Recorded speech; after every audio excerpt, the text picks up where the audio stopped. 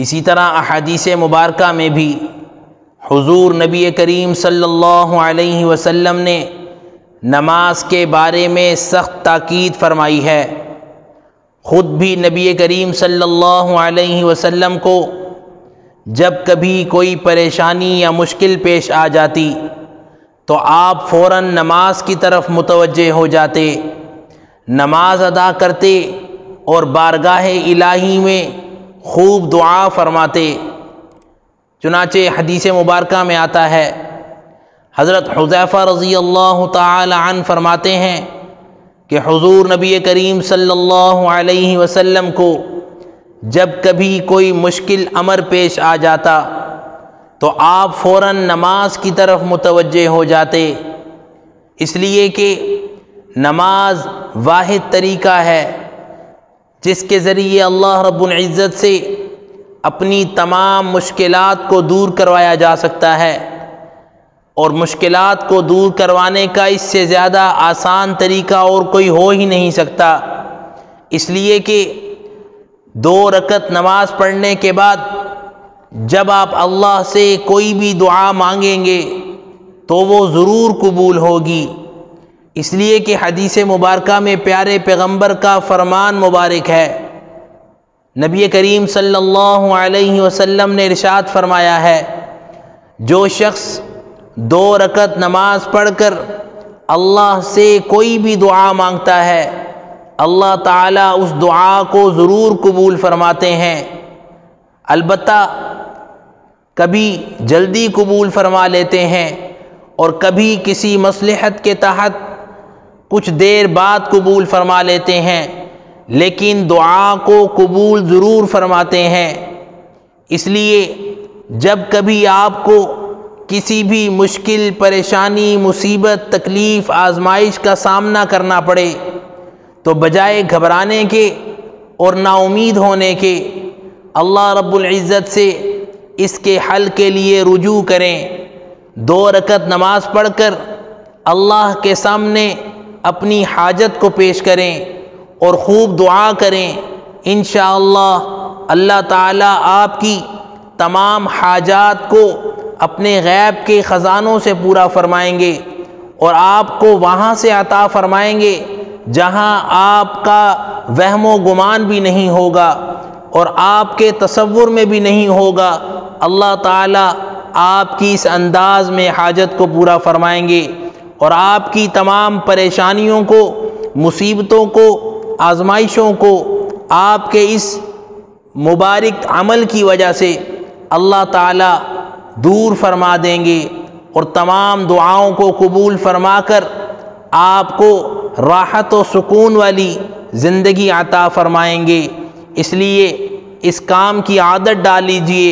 کہ جب کبھی کوئی مشکل پیش آئے یا جب بھی کوئی ضرورت پیش آئے فوراً 2 رکعت نماز پڑھ کر اللہ سے رجوع کریں اور اللہ کے سامنے اپنی حاجت کو پیش کریں، اس لیے کہ یہ بہت ہی آسان اور فائدہ مند عمل ہے۔ ایک واقعہ ذہن میں آ گیا، آپ حضرات کے سامنے پیش کر دیتا ہوں۔ ایک شخص جسے اللہ نے بہت سی نعمتوں سے نوازا ہوا تھا اور وہ شخص اللہ کی دی ہوئی بہت سی نعمتوں سے مالا مال تھا۔ ایک مرتبہ اچانک اس کا دل گھبرانے لگا اور گھر میں اس کو آرام نہ آئے، بے چینی کی کیفیت میں مبتلا ہو گیا۔ یہ سوچ کر کہ شاید باہر کھلی آب و ہوا میں جاؤں گا تو انشاءاللہ اللہ تعالی میری بے چینی کو دور فرما دیں گے، یہ سوچ کر وہ گھر سے باہر نکلا اور چلنے لگا، لیکن اس کی گھبراہٹ اور بے چینی دور نہ ہوئی۔ یہ سوچ کر وہ چلنے لگا کہ شاید کچھ دور جا کر میری پریشانی اور بے چینی دور ہو جائے، لیکن اس کی بے چینی تھی کہ ختم ہونے کا نام ہی نہیں لے رہی تھی۔ وہ شخص چلتا رہا یہ سوچ کر کہ ابھی اللہ کی رحمت متوجہ ہوگی، لیکن اس کی بے چینی مزید بڑھنے لگی۔ چلتے چلتے آگے راستے میں اسے ایک مسجد نظر آئی۔ اس کے دل میں خیال آیا کہ شاید مسجد اللہ کا گھر ہے، اس میں داخل ہو کر میری بے چینی اللہ تعالیٰ دور فرما دیں گے۔ اسی خیال میں وہ مسجد میں داخل ہوا، اور داخل ہوتے ہی اس کے کانوں میں کسی شخص کے رونے کی آواز پڑی۔ وہ وقت ایسا وقت تھا کہ اس وقت میں مسجد عام طور پر خالی ہوتی ہے۔ وہ شخص اچانک متوجہ ہوا کہ اس وقت کون ایسا شخص ہے جو مسجد میں رو رہا ہے اور مسجد میں اس وقت بھی موجود ہے۔ اچانک اس کی نظر مسجد کے حال میں اگلی صفوں پر پڑی کہ وہاں ایک شخص اللہ سے اپنی ضرورتیں پوری کروانے کے لیے گریہ وزاری کر رہا ہے۔ وہ شخص اس کے قریب جا کر بیٹھ گیا اور دل میں یہ سوچنے لگا کہ شاید اس کی مدد کر کے اور اس کی ضرورت کو پورا کر کے اللہ تعالیٰ میری پریشانی اور بے چینی کو ختم کر دیں۔ وہ شخص جب دعا سے فارغ ہوا کہ میرے قریب ایک شخص آ گیا ہے، تو اس شخص نے اس کی طرف متوجہ ہونے کے بعد یہ سوال کیا، کہنے لگا کہ آپ اس وقت اللہ سے کیا مانگ رہے ہیں؟ وہ شخص کہنے لگا کہ میری بیوی کی طبیعت ٹھیک نہیں ہے اور اس کے علاج کے لیے مجھے ایمرجنسی چند ہزار روپے کی ضرورت ہے، لہٰذا اللہ سے وہی مانگنے کے لیے گریہ وزاری کر رہا ہوں۔ وہ شخص جو باہر سے بے چینی کی کیفیت میں آیا تھا، وہ کہنے لگا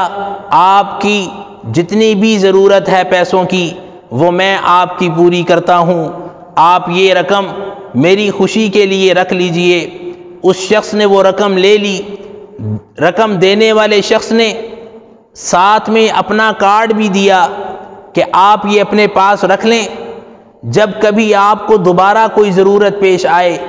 تو یہ کارڈ اپنے پاس رکھنے کی وجہ سے آپ اس نمبر پر مجھ سے رابطہ کر لینا، میں انشاءاللہ آپ کی جو بھی ضرورت ہوگی وہ پوری کرنے کے لیے تیار ہوں۔ وہ شخص جو اللہ سے مانگنے کے لیے مسجد میں موجود تھا، اس نے اتنا خوبصورت جواب دیا کہ وہ ہر ایک شخص کو اپنے ذہن میں، اپنے دل میں لکھنے اور بٹھانے کے قابل ہے کہ ہر شخص اس چھوٹے سے جملے کو ذہن نشین کر لے کہ اتنا پیارا جملہ کہ بار بار سن کر بھی انسان کو اس کی لذت کم محسوس نہیں ہوتی۔ وہ شخص کہنے لگا یہ کارڈ آپ اپنے پاس رکھیے، مجھے اس کارڈ کی ضرورت نہیں ہے، مجھے جب کبھی دوبارہ کوئی مشکل پیش آئے گی یا مجھے کسی چیز کی ضرورت پیش آئے گی تو میں دوبارہ اللہ کے سامنے، اللہ کے گھر میں اپنی ضرورت کو آ کر پیش کر دوں گا۔ اللہ تعالیٰ آپ جیسے کسی اور شخص کو میری ضرورت پوری کرنے کے لیے میرے پاس بھیج دیں گے۔ اللہ اکبر کبیرہ، کتنا پختہ یقین ہے کہ اللہ نے اس شخص کو گھر سے اٹھایا اور اس کے قریب پہنچا دیا کہ اللہ تعالیٰ اپنے سے مانگنے والوں کی اس طرح سے مدد فرمایا کرتے ہیں کہ اس شخص کی حاجت کو اللہ نے کیسے پورا فرما دیا اور کس کے ذریعے پورا فرمایا۔ جو شخص گھر میں آرام سے رہ رہا تھا لیکن اللہ کی رحمت متوجہ ہوئی اور اسے اس شخص کی ضرورت کے لیے چن لیا۔ اس لیے یہ بھی ایک اللہ کی رحمت کا انداز ہے، جب کبھی آپ کو کسی کی ضرورت پوری کرنے کا موقع ملے تو اللہ کی رحمت سمجھتے ہوئے اس ضرورت کو ضرور پورا کریں۔ اللہ تعالیٰ اس کی برکت سے آپ پہ آنے والی آزمائشوں، مصیبتوں، پریشانیوں، تکالیفوں کو اپنی رحمت سے دور فرما دیں گے اور آپ کو ان سب مصیبتوں سے محفوظ فرما دیں گے۔ اور یہ اللہ کی رحمت کے ساتھ ساتھ ایک بہت بڑا اللہ کا انعام بھی ہے کہ آپ کو کسی کی مصیبت دور کرنے کا موقع مل جائے۔ آج بہترین وقت ہے، ہمارے ملک کے بہت سے علاقے سیلاب کے ساتھ متاثر ہوئے ہیں۔ آپ حضرات جس کو اللہ نے جتنی توفیق دی ہے، حسب توفیق ان کاموں میں حصہ لیجئے اور ان ضرورت مندوں کی ضرورتوں کو پورا کرنے کے لیے اپنا کردار ادا کیجئے۔ افسوس سے کہنا پڑتا ہے یہ کام تو ذمہ داران کا ہے